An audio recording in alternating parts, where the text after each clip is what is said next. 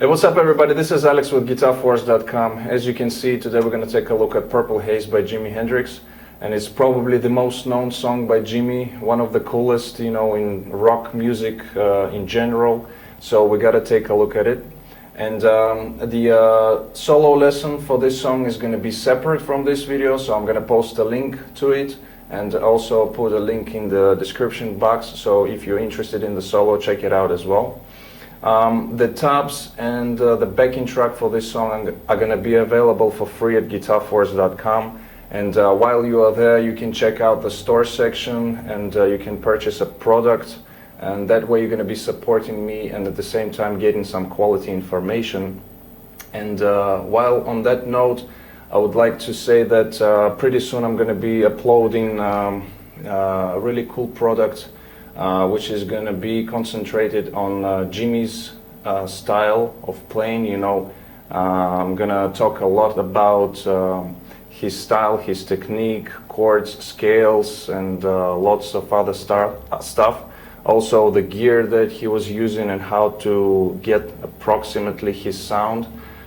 Alright, so as far as for this song, it's in standard tuning, so we don't have to tune down half a step as with usual tuning of Jimi. This one is from his first album, so he was tuned in standard, so we don't have to change anything.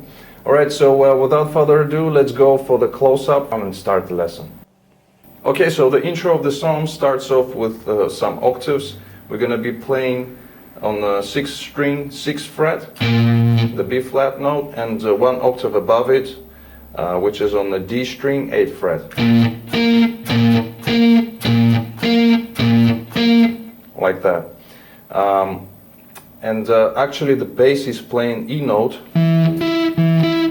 also octaves, but of course a few octaves lower. And this creates the minor 5 interval.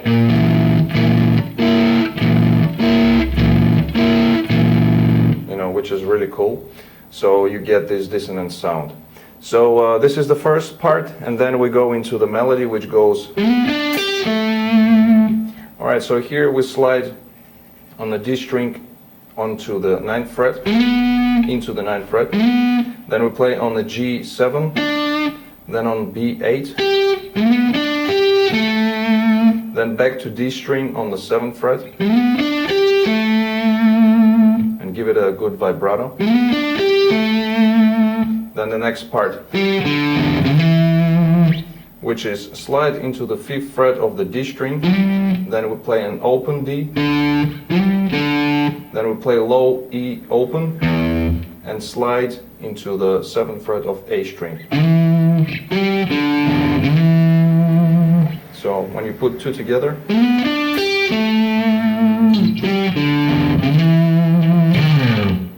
alright, so we play this part 2 times.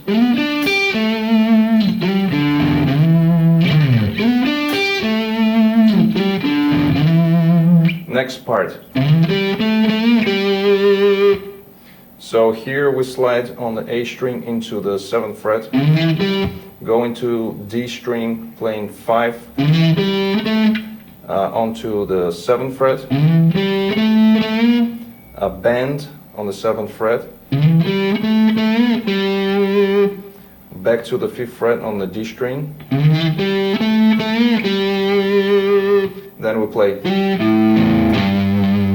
which is sliding on the D string into the 5th fret, then playing open A, open E, and 3rd fret of low E. And actually he would play different phrases here on this part, but this one is from the original track from the album. So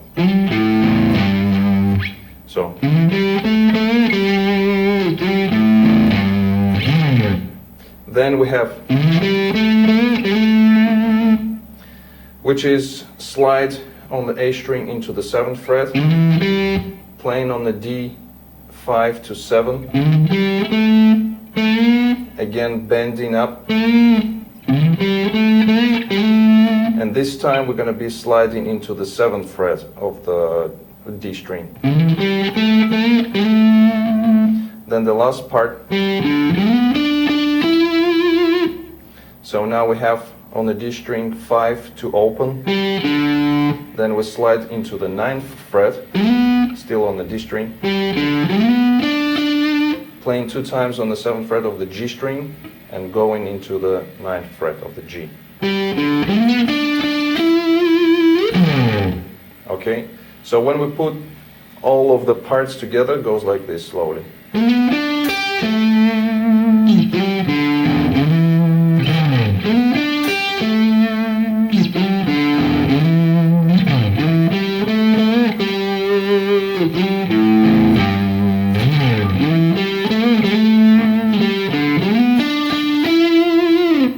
And you can also add these slides that I do between the parts.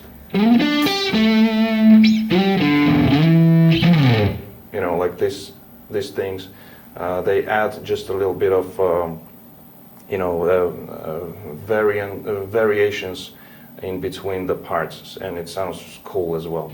So this is the part, the intro part, and after that we go into verses. And okay, so the verses are based around 3 chords. First one is E7 sharp 9, and it's what they call a Jimi Hendrix chord because he was using it a lot.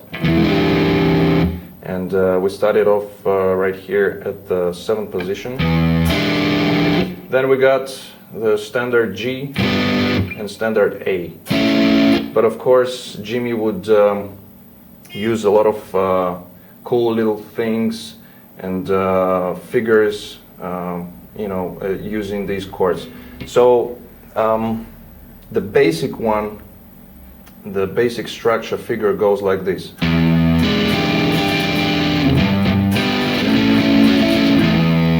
Okay, so the strumming pattern here for the first chord, and of course keep in mind that Jimmy was using different rhythmical patterns here, but the general one, it goes like this. We play an open low E string, then we play 2 times the chord but strum it with 2 downstrokes, because after that we go up, down, down. Alright, so it would be like that. One more time. That's the general strumming pattern.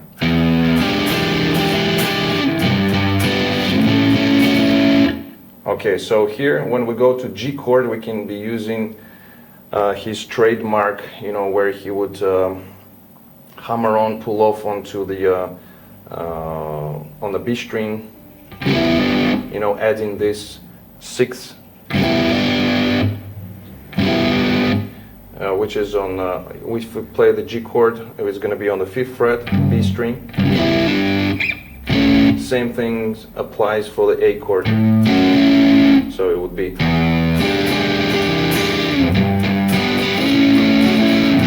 Of course, he wasn't using this all the time and just, mostly on A chord, but you can do it as well on the G chord as well.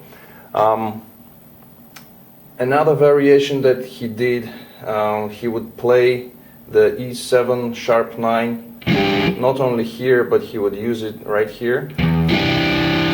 And he would play the open low E. Then we have D string on the 2nd fret, and then we have on the 3rd fret the B and E strings. The G string is dead. And he would use the same form on the G and A as well.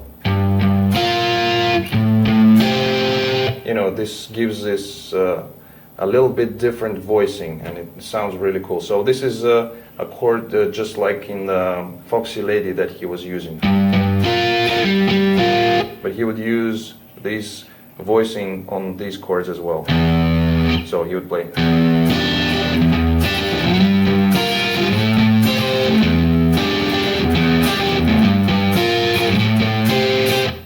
This kind of stuff. Also, he would play little fills in between chords. So, for example, he would play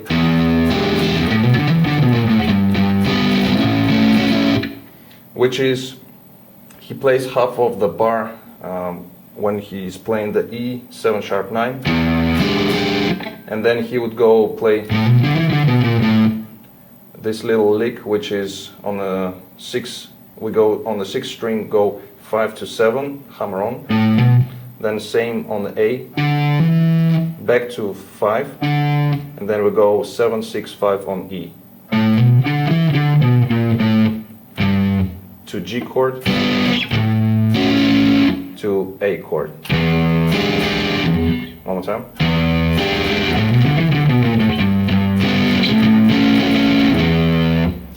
Another cool little run that he does goes like this.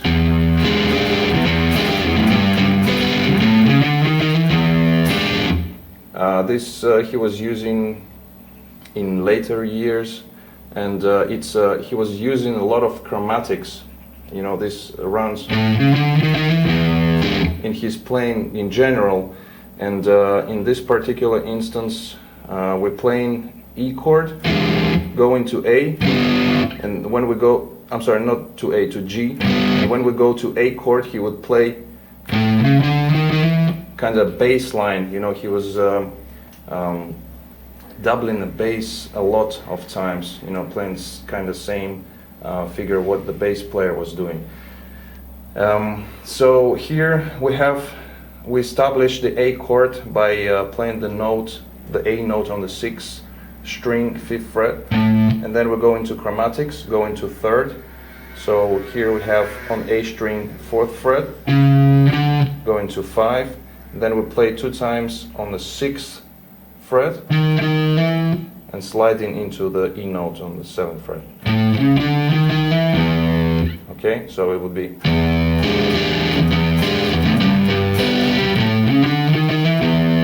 And also he would use this not only in A when he goes to A chord, but also in G, and it becomes kind of you know, two runs at the same time. So you would play,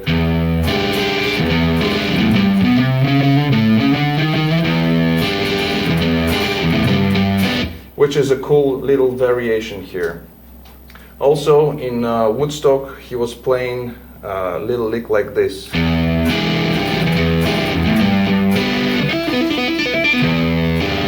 Which is just pull-offs on the B string, going 5-3 open, 5-3 open. He would play the E chord, playing the G chord, and when he goes into A, he would play just 5-3 open, 5-3 open on the B string. Just a little variation here as well. Okay, so there is a lot of variations that he played, but these are just some of them. And after that, when we stop before the lyric that he sings, excuse me while I kiss the sky, you know, the stop is just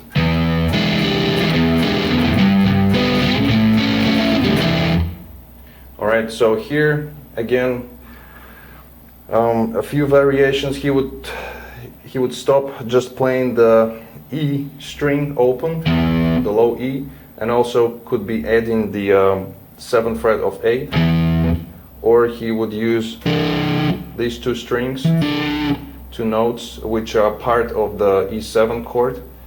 So we got on the A7, on the A string we got 7th fret and 7th fret of the G. You know, again, a few variations here and there. So after the stop he would go, which is again octaves, plain octaves, and we start off with E note on the at the 7th position. We got on the A string 7th fret, and on the 9th fret of the G string, and we slide into the F sharp. So it's 2 frets up, back to E, back to D. All right. So it's 2 frets apart from the E note, and then we play. So this is a part of the intro, as you can hear. So we slide into the 9th fret of the D string, playing 7th fret of G and 8th fret of the B. Playing it twice, and he would again use a few variations. He could play just little bends here on the 8th fret,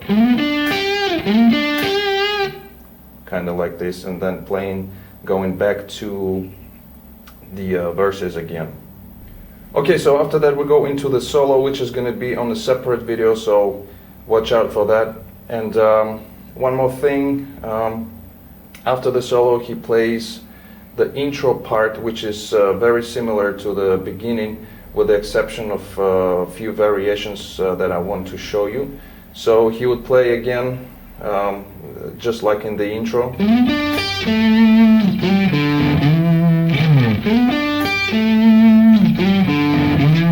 So basically this part is identical to the intro in the beginning, and then the variation that he's playing goes like this, which is sliding into the 7th fret of the A string, playing 5-7 on D, and we got 2 bends with vibrato, and then so we got, after the 2 bends, initial bends, we have another bend and release back, pull off to 5, and then we have on the A string 7-5,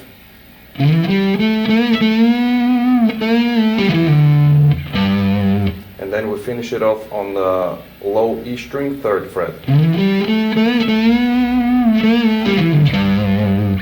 Then we play again the first part of the intro. Now this last part is a little bit different. We slide into the 5th fret of the G string, then we play 5th fret of A, 3rd fret of low E, and then we slide into the 7th fret of A. And in Woodstock he would play this long slide on the 6th fret, on the 6th string. And then we go back to verses, play the verse again, and there is an outro after that, which goes like this. So after the verse, the 3rd verse, after the, he plays. One more time. So he basically plays the low E, let it ring out, then plays the first part of the intro, playing again the low E, let it ring out, then the next part, which is slide on the D string into 11th fret, playing 9 on the G to 12,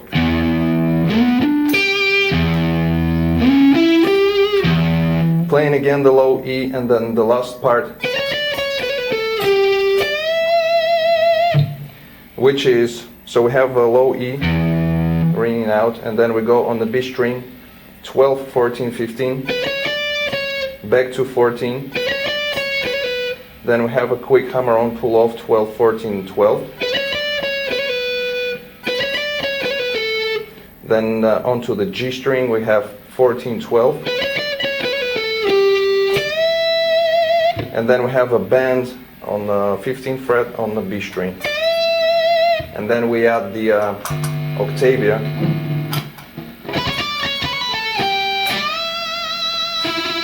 You can also catch the high E string open, so this would give this crazy sound. And when the Octavio is engaged, you know, it produces this really cool sound. And we bend it up, and we add the vibrato as well. So this goes until the end of the song. And in case you were wondering what kind of pedal I was using for the solo and for the outro, it's this one, the octave pedal. Octavio sort of emulates, and it's by a lead tone. It's called Feel More Thunder. It's a really cool pedal. and I'm gonna talk a little bit more about this pedal in the solo lesson, so check it out. And actually, if you want me to make a sort of review, test a little bit of this pedal, just let me know. It's a really cool pedal. It's got the octave and the fuzz separately, so this is a really cool feature. And yeah, check out the solo lesson for more information on this pedal. Okay guys, so that was it for this lesson. Don't forget to like the video if you did like it. Also, please comment, share, subscribe if you're new to my channel, and please keep checking GuitarForce.com for new material and other guitar related stuff. And in the meantime, I'll see you again. Take it easy, and as always, let the force be with you.